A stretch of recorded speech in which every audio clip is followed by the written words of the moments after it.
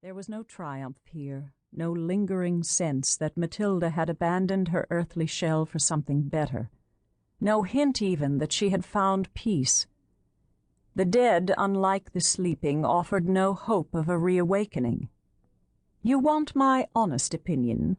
she said slowly in answer to the policeman's question.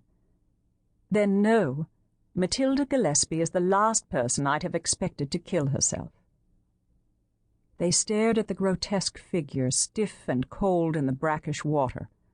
Nettles and Michaelmas daisies sprouted from the awful contraption that caged the bloodless face, its rusted metal bit clamping the dead tongue still in the gaping mouth. A scattering of petals, curling and decayed, clung to the scraggy shoulders and the sides of the bath, while a brown sludge below the water's surface suggested more petals, waterlogged and sunk. On the floor lay a bloodied Stanley knife, apparently dropped by the nerveless fingers that dangled above it. It was reminiscent of Marat in his bath, but so much uglier and so much sadder.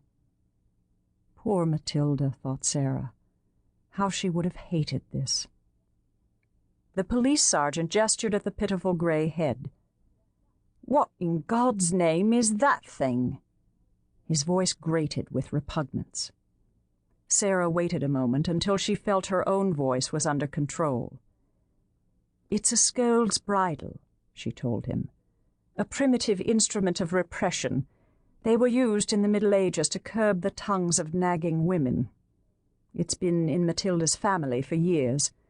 I know it looks awful like that, but she kept it downstairs in the hall over a pot of geraniums. As a decoration, it was rather effective." She raised a hand to her mouth in distress, and the policeman patted her shoulder awkwardly. They were white geraniums, and they poked their heads through the iron framework. Her coronet weeds, she always called them. She cleared her throat.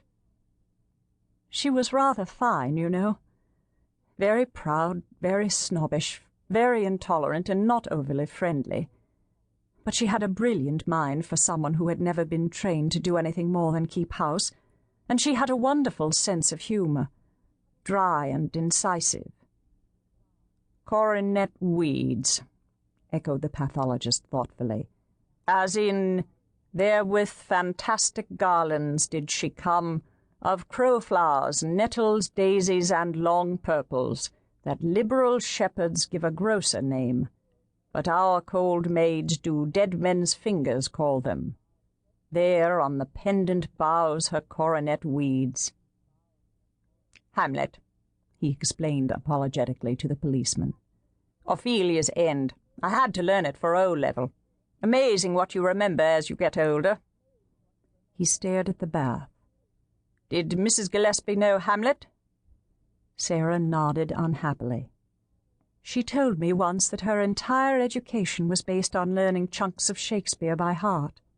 "Well, we're not going to learn much by standing staring at the poor woman," said the policeman abruptly. "Unless Ophelia was murdered." Dr. Cameron shook his head. "Death by drowning," he said thoughtfully, "while of unsound mind." He glanced at Sarah. "Was Mrs. Gillespie depressed at all?" "If she was, she never gave any indication of it." The policeman, decidedly more uncomfortable in the presence of death than either of the two doctors, ushered Sarah onto the landing. "Many thanks for your time, Dr. Blakeney. I'm sorry we had to subject you to that, but as her GP you probably knew her better than most." It was his turn to sigh. "They're always the worst. Old people living alone. Society's rejects. Sometimes it's weeks before they're found." His mouth turned down in a curve of distaste. "Very unpleasant. I suppose we're lucky she was found so quickly. Less than 40 hours, according to Dr. Cameron. Midnight Saturday, he estimates."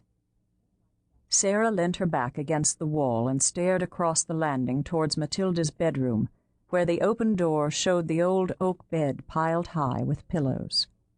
There was a strange sense of ownership still, as if her possessions retained the presence that her flesh had lost.